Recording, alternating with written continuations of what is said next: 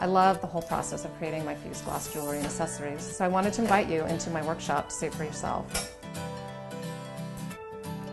So the glass is cleaned first of any oil from fingers, debris, or dust, and then each layer is placed on the kiln shelf. You just lay it up layer by layer. These earrings, I created the channel, which I like to do for the earrings. I feel that it just allows the earring to hang much more nicely from the ear, and I do that with using this fiber paper that will not stick to the glass, and the glass melts around it, and then when it's done, you can just push that paper through and it leaves the channel.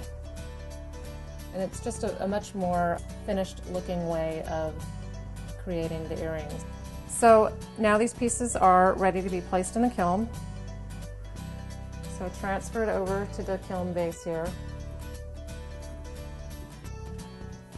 And the heating elements are in the top of this kiln, of the kiln top. So I lower this down. I've got a programmable controller here, and that'll bring the temperature inside the kiln up to 1475 degrees over the course of several hours. And at that point, the pieces transition from hard separate layers into a soft, malleable form. And then they cool down to room temperature, again over a course of several hours, and then the piece is ready to be taken out of the kiln. It's safe for me to go ahead and take the pieces out.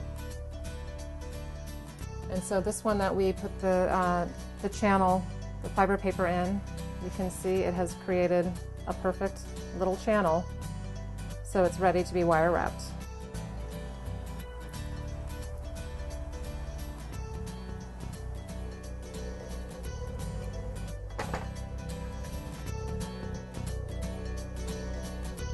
Voila, we have an earring, finished earring with the channel and the wire wrapping.